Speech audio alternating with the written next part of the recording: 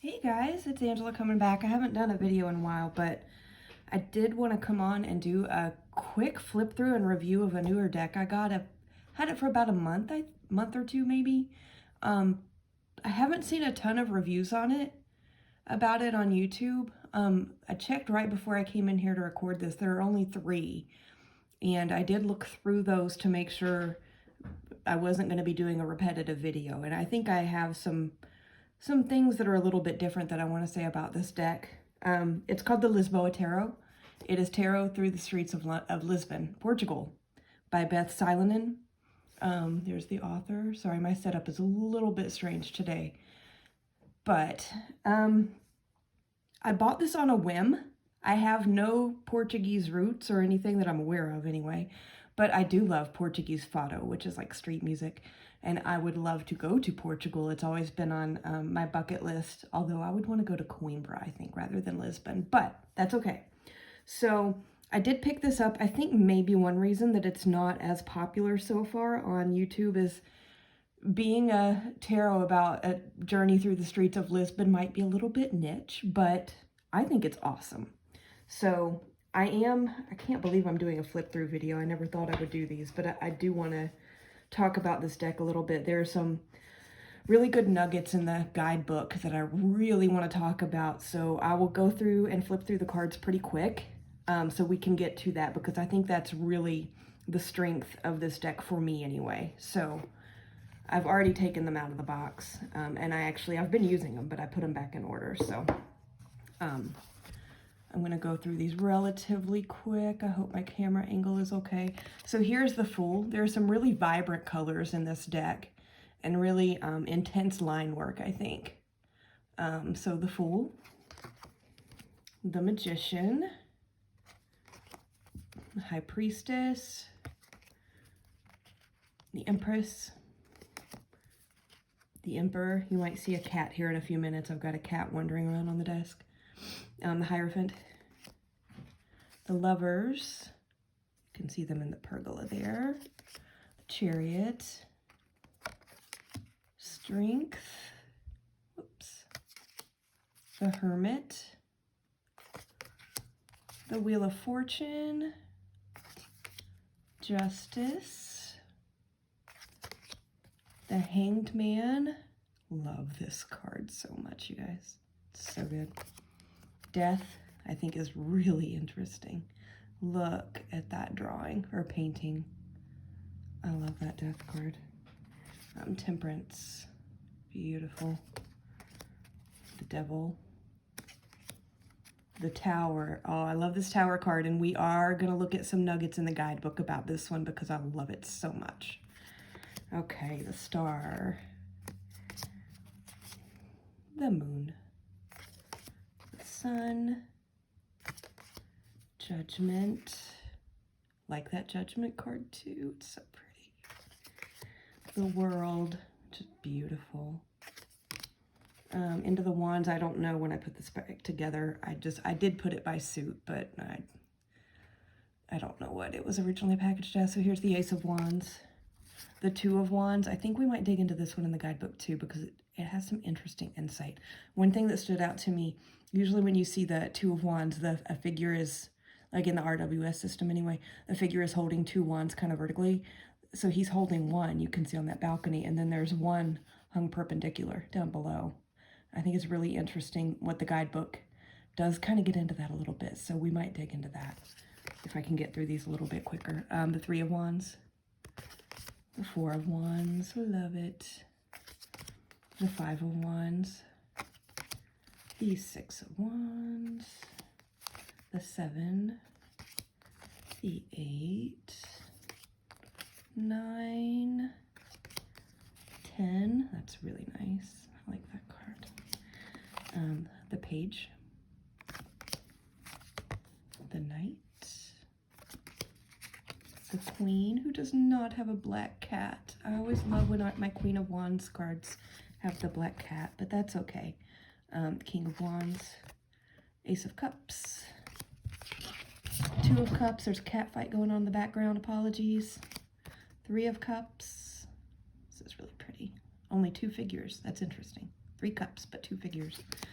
4 of cups, the 5 of cups, the 6. I love this. Look at those 2 figures.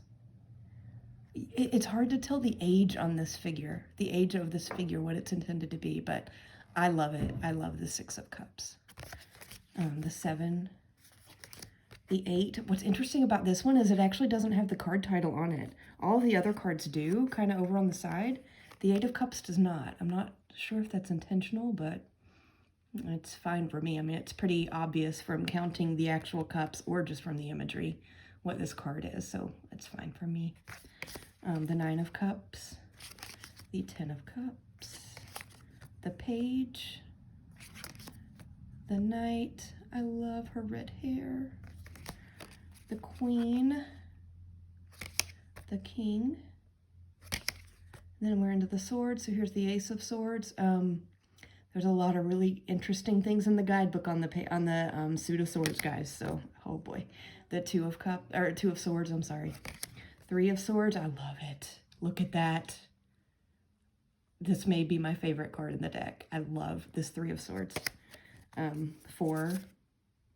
Love the stained glass window on that one. The 5. Some interesting things in the book on this one. The 6. The 7. The 8. The 9. This guy's face creeps me out a little bit, but it's all good. The 10. He's not stabbed in the back, but they're definitely pointing at him. Page.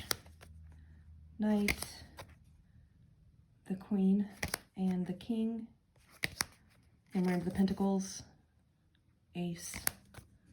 2. 3. Did I put these out of? Oh no, that's 4. 5. 6. 7. 8. 9. I always love a 9 of pentacles. Often my make or break card in a deck. Love it. The 10.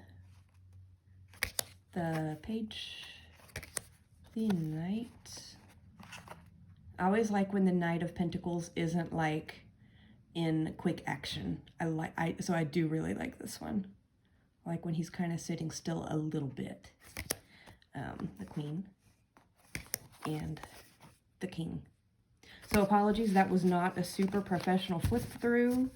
I know I went through them really, really quick and probably didn't get the best up close view, but I do want to get into the guidebook. You can see I've got some little page markers in here because this is where the magic of this deck really came through for me.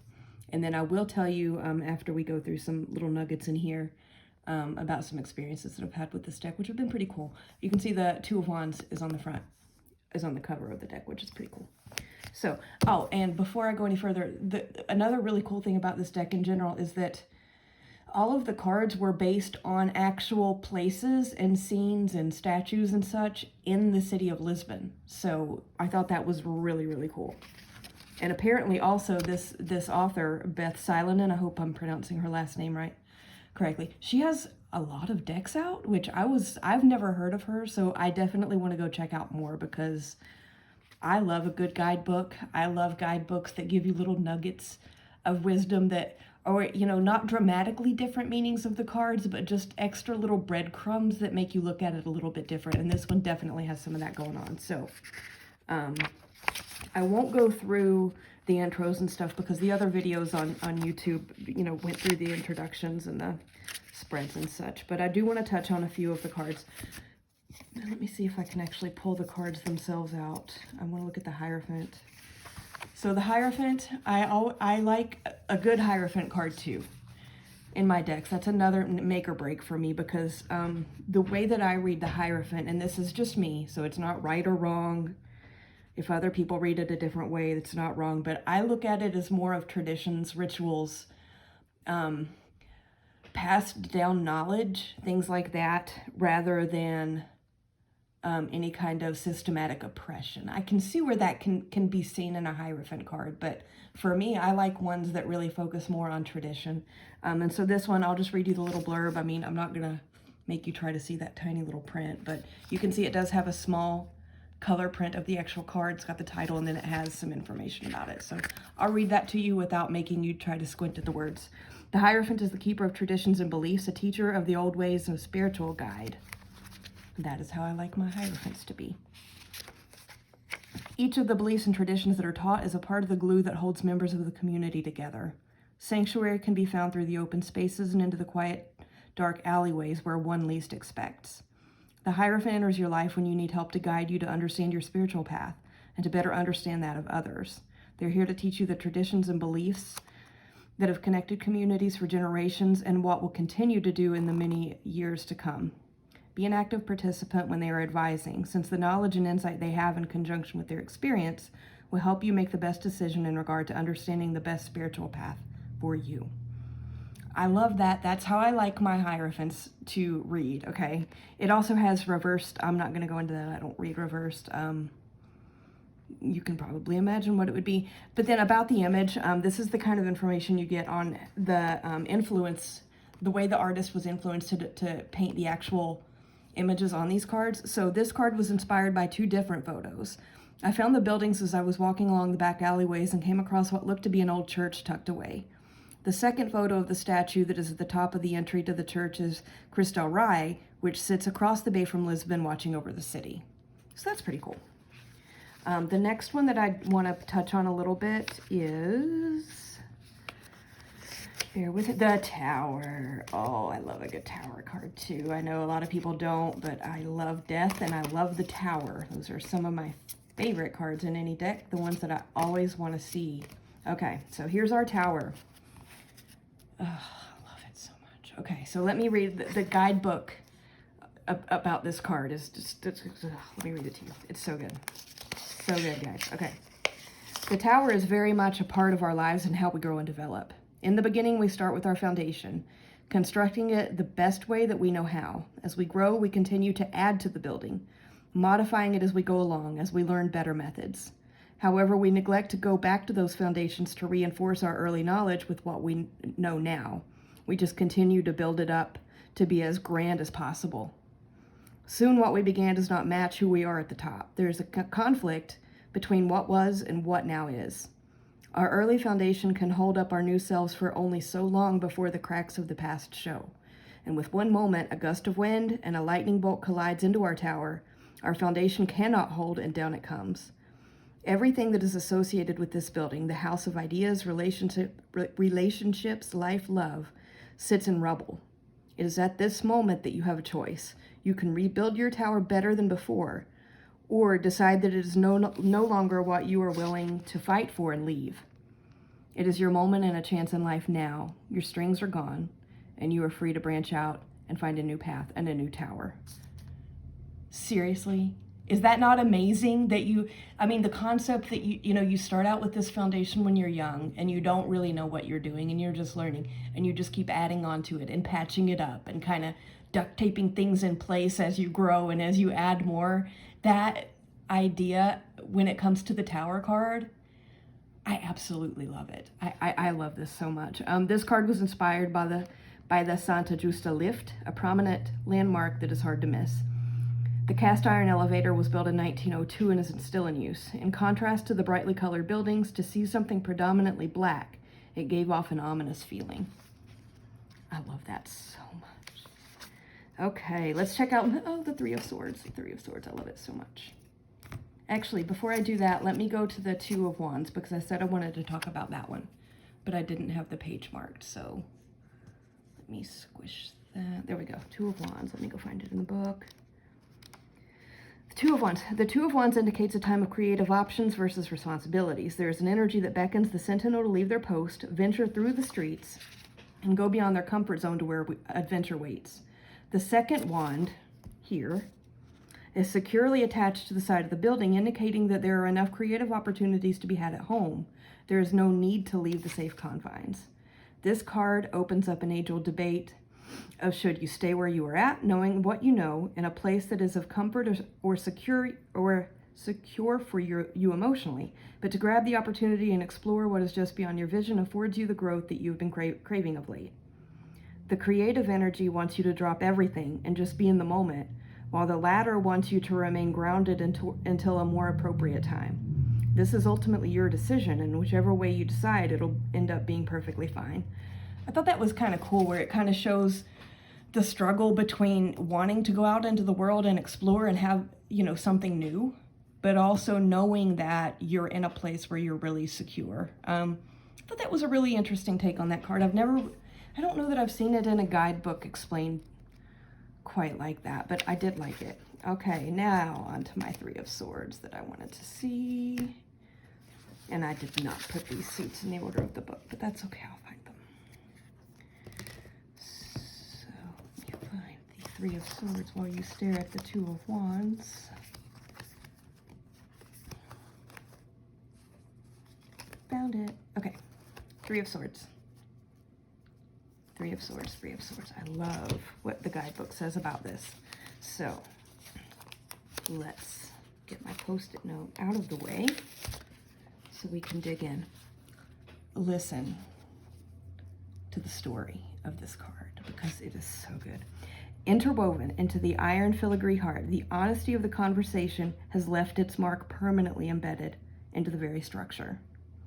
The swords were craftily wedged into place intentionally in careful consideration to ensure that the lesson that came with each would never be forgotten or simply be removed when one is tired of them. This card is about not only how we receive and process honestly, but also how we are truthful with others by having empathy and how our honesty affects others. By being aware of our role, we ensure we are respectful and supportive of growth as parties move forward, regardless if it is together or apart. These lessons of heartbreak will be carried potentially for a lifetime. Be honest and be mindful of the marks you leave upon hearts. Wow. Wow. I mean, really? Really, guys? I love it. I absolutely love it. Bear with me through a little bit of a moment of silence because I thought that there was a little bit more in here. Let me see if it's in the reversed. I do love exactly what I just read you, though. Okay, anyway, absolutely beautiful. I mean, is that not a lovely, be careful what you put into the world because what you do is going to leave a permanent mark, whether it be on yourself or on others. I absolutely love it. I love that card. Okay, Five of Swords. I also want to pull up, and of course, again, my cards are not in the best of order here after I just flipped through them, but here it is. The Five of Swords. Okay, this is not a card that comes up a ton for me in readings with any deck, but when it does, it's kind of like the way I've always looked at it, like in other decks, especially like if you think about the traditional RWS imagery, is are you the party that's walking away, these guys here, or are you the party that's staying? And a lot of times in imagery, I've seen this guy with kind of a smirk on his face, right? But let's see what this guidebook says about it because it's making me think about it very differently. So, again, let me get my Post-it note out of the way. Okay. This card captures the moment right after the conflict, when one is left to pick up the pieces. Once they were able to share the responsibility of the swords, now all the accountability fell to their feet. The other party simply decided to walk away from the situation, letting go of any obligation that remained. Once the words are out, there is simply no way to pull them back. Be sure to say precisely what you mean. Be ready for others who do not agree to what you want to see changed or who aren't willing to work with you on any concern, since they may simply leave. This means that you will now be accountable for everything. Before engaging, be sure that you have a plan to ensure that you are able to handle all the responsibilities that come with this choice. I mean, it's not dramatically different, right, from what you see in most guidebooks and in most tarot books. I get that, but it's almost like looking at it from a different angle, I think. And I absolutely love it. It's like, before you get into, I mean, one thing that kind of stood out to me and that now I look at when I see the Five of Swords is before you really engage in anything that can be conflicted or be seen as a conflict, be willing and have a backup plan should you be left to help pick up all of the pieces. Again, it's not dramatically different, but I really like that nuance. Anyway, those were the ones that I had marked. There was something about those in the guidebook really, really stood out to me. Just a slightly different angle, and some of the way that, sorry about that, some of the way that the authors worded some of the descriptions, I thought it was brilliant, and it just felt really fresh and different, and just kind of gave you something new to think about. So I feel like decks that have those little moments, those little breadcrumbs, those little surprise moments that come out of them in the guidebook, I absolutely love that, because it gives you another layer to think about the cards that you look at all the time in other decks, right? And you kind of take for granted, oh, well, this means that. Well, that means this. I don't really read that way, but it is always in the back of my mind, because I do understand that layer of reading, right? But I really liked the way that the author described some of those cards, the ones I just went through, especially that Tower and the Three of Swords. I mean, wow. Anyway, so I have done a little bit of work with this deck, not a ton. I don't, excuse me, as much as I love the guidebook and I do like the cards and I like the idea, I don't know that it'll ever be really a primary deck for me, but I do like having it. I like it for when I want something really straightforward, something that's not going to be tied to a specific practice that I do, which if you've watched my other videos, there aren't many of them, like 2 or 3 maybe, I do a lot of shadow work and ancestor work. Actually, you probably don't know that I do a lot of shadow work. We'll come back to that in a minute, but I do a lot of ancestor work and deity work, which I think I'm going to rename that practice, but that's another video for another day too. This deck doesn't really fall into those practices for me. It feels neutral, not in a bad way, in a refreshing way that sometimes that's what I need. But one interesting experience that I did have with it is I pulled it out one evening after work because I wanted to read cards and I didn't want to get sucked into one of those specific practices. So I pulled out this deck because I thought it would be a good one to go to. I pulled some cards, put them down on the table, looked at them, and all of a sudden there was this click, this little light bulb that went off in my head, and I went, this is not talking to me. It was a very clear message. Had a lot of wands in it, we'll just say that. But I knew instantly that the cards were not talking to me. They were talking to or / about my husband, which is weird because he is not at all into tarot. He does not read tarot. He is not interested in my tarot. He is not interested in tarot at all, and yet it was giving a very clear, very loud message for him that was very relevant in that moment. He was sitting in the same room, so I did tell him, and he just kind of looked at me. His eyes were a little glazed over. He was like, okay. But yeah, I thought that was interesting. And then a week or so later, I think I pulled it out again, and it did it again. It had something to say to him. I don't know why, but I thought it was odd. I've had other decks and other readings do similar things where I know I'm either trying to read for someone else and they're like, no, we have something to say to you, so pay attention, or I'll be thinking that I'm reading for myself and the message, it's not just that the message I think it's for someone else, something clicks in my head and I know beyond any shadow of a doubt that it is talking to or about someone else. I don't know how to explain that. A lot of you probably have had similar experiences, I would assume, if you work with the tarot at all. But never have I had one that was so insistent on speaking to my husband. So I thought that was kind of funny. So I almost consider this his deck at this point, even though he has no interest in tarot. But anyway, I wanted to get on, come on quickly and do a review of that deck because I think it is an unrecognized treasure. I really, really do. I like it a lot. I think a lot of other people would get a lot out of it as well.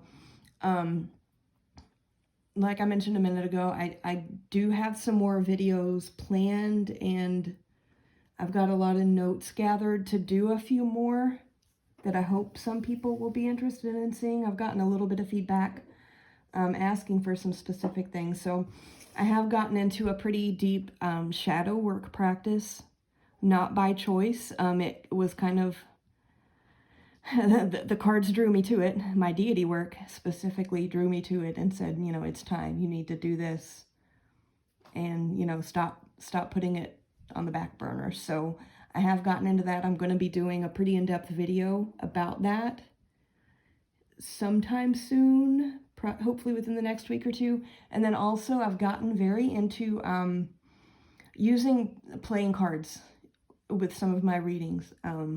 So I'm going, and I've pretty quickly collected quite a few playing card decks. Some traditional ones and some slightly non-traditional ones. So I am going to be doing a video, hopefully that I'll be recording it this weekend sometime, to show the decks that I have. There aren't a ton, thank goodness, but I do have some really, really fun ones. I've got one more that I'm expecting to be delivered sometime this weekend, so I want to wait for that one to come in. And then I'll be doing I'm not going to flip through every deck. I mean, that would be unnecessary, but I will kind of show each one, especially some of the more interesting non-traditional ones, and talk about how I do use them with tarot and oracles. So those are coming up soon. Anybody that has the slightest interest in this Lisboa Tarot, I highly recommend it. I love it. I think it's great. I think it has a lot of little nuggets of wisdom that are different from a lot of other decks. But that's all I have for today. Have a good weekend, and hopefully I'll be back on relatively soon to talk about shadow work and playing cards. So have a good weekend. Bye-bye.